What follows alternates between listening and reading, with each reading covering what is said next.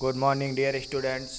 Saurabh sir की online history की class में आप सभी का स्वागत है। आज हम क्लास 7th का जो आपका सेकेंड चैप्टर पढ़ाया जा रहा है उसके अंतर्गत कुछ भाग यहाँ पर पढ़ेंगे। अभी तक हमने राजपूतों का उत्तर भारतीय जो शासन करते थे उनका उत्तर भारतीयों पर क्या प्रभाव पड़ा उसके अंतर्गत आज हम इस को पढ़ेंगे।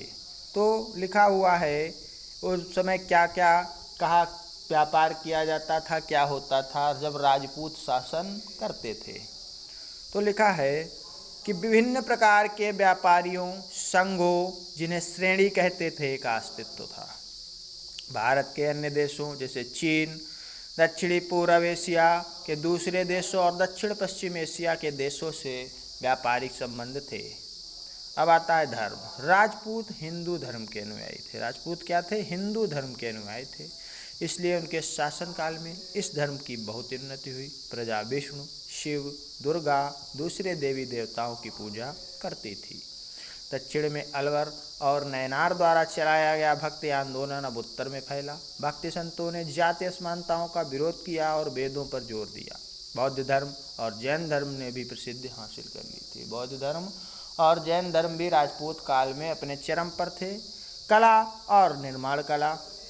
राजपूत शासकों ने कई मंदिर और किले भी बनवाए।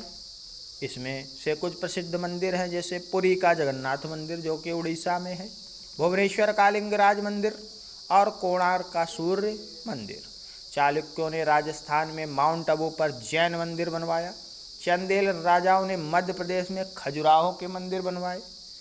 चित्तौड़, मारवाड़, मेवाड़, ग्वालियर, रणथंभौर के किले राजपूत काल के निर्माण कला के सर्वश्रेष्ठ उदाहरण हैं। ये आपकी इमेज बनी हुई हैं, इनको आप देखिए कितने सुंदर मंदिर बने हुए हैं। पहला लिखा है जगन्नाथ मंदिर, सूर्य मंदिर और लिंगराज मंदिर। ये तीन इमेज आपकी फ़ोटो दिखाई दे रही हैं, इनको देखिए कितने भव्य और सुंदर मंदिर बने हैं। शिक्षा और ज्ञान। ब्राह्मण प्रजा को शिक्षा देने के लिए मंदिरों का उपयोग करते थे। शिक्षा कहाँ दी जाती थी? तब स्कूल नहीं थे, कहाँ दी जाती थी? मंदिरों में। गणित, तर्क, व्याकरण और ज्योतिष ज्ञान के मुख्य विषय थे। क्या पढ़ाया जाता था? गणित, तर्क करना, व्याकरण और ज्योतिष ज्ञान के मुख्य विषय थे। तक्षशिला, नालंदा, विक्रमशिला आदि शिक्षा के प्रमुख केंद्र थे। विदेशों से छात्र यहाँ शिक्षा लेने आते थे। इस काल की कुछ प्रमुख साहित्यिक रचनाएं हैं कथा, सरित सागर, संस्कृत में कहानियों का संग्रह विक्रमांक देवचरित्र, एक जीवनी कल्हड़ की राज तरंगिणी और जयदेव का गीत गोविंद है। संस्कृत भाषा मुख्य भाषा थी, लेकिन बौद्ध और जैन का धार्मिक साहित्य पाली और प्राकृत भाषा में भी लिखा गया था। इस काल में क्षेत्रीय भाषाएं भी उन्नत हुई। राजस्थान में चंद्रवरदाई ने पृथ्वीराज रासो लिखी। कहाँ लिखी? राजस्थान में चंद्रवरदाई नाम के लेखक ने पृथ्वीराज रासो पुस्तक लिखी। इस काल में मराठी, गुजराती और बंगाली साहित्य भी होते थे।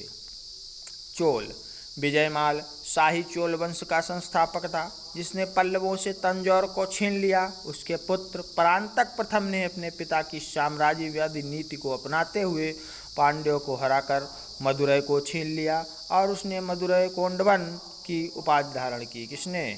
परांतक प्रथम ने किसकी?